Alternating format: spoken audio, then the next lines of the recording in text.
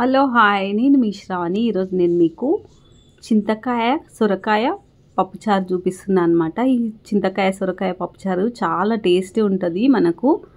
మీరు కూడా ఒకసారి ఈ వీడియో చూసి అయితే ట్రై చేయండి. ఇప్పుడు మనకు దానికి కావాల్సిన ఏంటేంటో ఒకసారి చూసుకుందాం.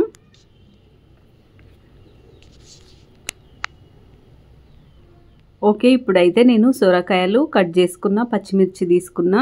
ఇక్కడ సొరకాయలు పెద్ద పెద్ద కట్ చేసుకున్నా అండ్ పచ్చిమిర్చి తీసుకున్నా, ఒక 4-5 ఎండుమిర్చి, పసుపు, జీలకర్ర, వెల్లుల్లి తీసుకున్నా. ఈ సొరకాయలు ఎందుకు ఇట్లా కట్ చేసుకున్నా అంటే నేను పప్పులో ఒక్క విజిల్ వేసుకొని మళ్ళీ తర్వాత పప్పు ఉడికించుకుంటా అన్నమాట. అవి పక్కకు తీసుకుంటా. ఇప్పుడు వీటిని అందులో వేసేసుకుందాం. సొరకాయలు మనం ఒకటే విజిల్కి తీసేసుకొని మళ్ళీ పప్పు ఉడికించుకోవాలన్నమాట. తొందర అయిపోతుంది మనకి. పప్పులో అయితే లేటుగా ఉడుకుతాయి మనకి. అందుకని వీటన్నింటిని వేసేసుకొని ఉడికించుకుందాం.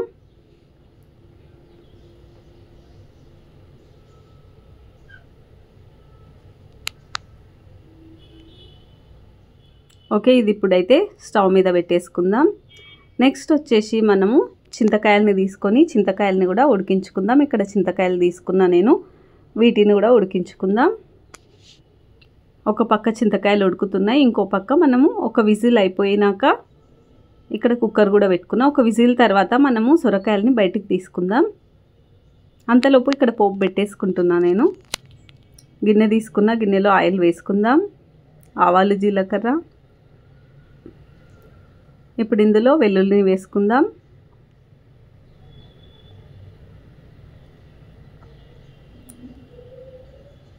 నెక్స్ట్ ఎండుమిర్చి వేసుకుందాం. తర్వాత కరివేపాకు. ఇప్పుడు ఇది బంద్ చేసుకోవాలి. ఓకే, ఇక్కడ చింత పులుపు రెడీ అయిపోయింది మనకు, చింతకాయలది.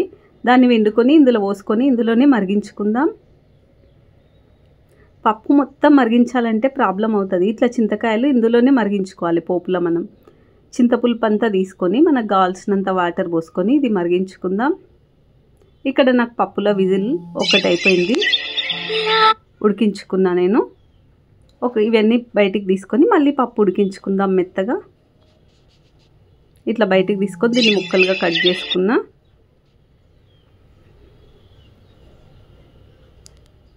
ఓకే, ఈ చింతపులుపులా ఇప్పుడు మనం ఆ ముక్కలు కట్ చేసుకొని ఇందులో వేసేసుకుందాం.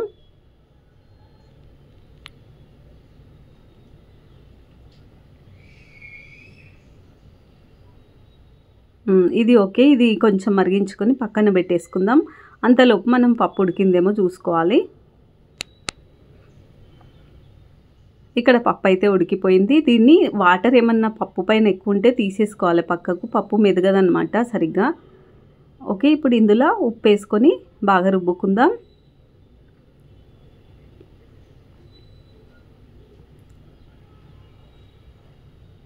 ఓకే, ఇక్కడ పప్పు కూడా రెడీ అయిపోయింది. ఈ పప్పును తీసుకుపోయి మనము ఇందాక చింత పులుపు చేసుకున్నాం కదా, చింతకాయల పులుపు. ఈ పులుపులో ఆ పప్పును వేసుకుందాం. ఈ పప్పును వేసేసుకున్న అందులో ఇప్పుడు మనకు చాలా చాలా టేస్టీ అయిన చింతకాయ సొరకాయ పప్పుచారు రెడీ అయింది. ఇప్పుడు ఈ పప్పును ఏం చేయాలంటే మనం కొంచెం మళ్ళీ బాగా కలుపుకొని ఉప్పు అన్నీ చూసుకొని సరిపోయినాయా లేదా చూసుకొని మళ్ళీ కొంచెం దీన్ని మరిగించుకోవాలన్నమాట. మరిగించకపోయినా నడుస్తుంది, ఎందుకంటే ఆల్రెడీ మనము దీన్ని మరిగించుకుంటాము. చింతకాయలు అన్నీ ఒకేసారి ఉడికిపోతాయి. కానీ మనకు మళ్ళీ లేదు, ఒకసారి చూసుకొని మళ్ళీ మరిగించుకుందామంటే మళ్ళీ స్టవ్ మీద పెట్టేసుకొని మనం ఈ పప్పుని మంచిగా మరిగించుకొని కొంచెం కొత్తిమీర వేసుకొని తీసుకోవాలి. నేనైతే ఈ పప్పులో కొత్తిమీర యాడ్ చేయట్లేదు.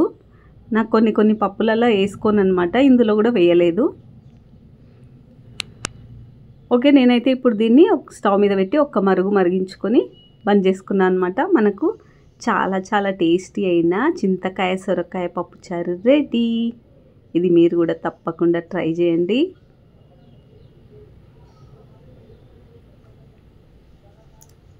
ఓకే, మరి నెక్స్ట్ వీడియోతో మేము ముందుంటాను. ఈ పప్పు ట్రై చేసి నాకైతే కామెంట్ చేయండి. ఇది పప్పు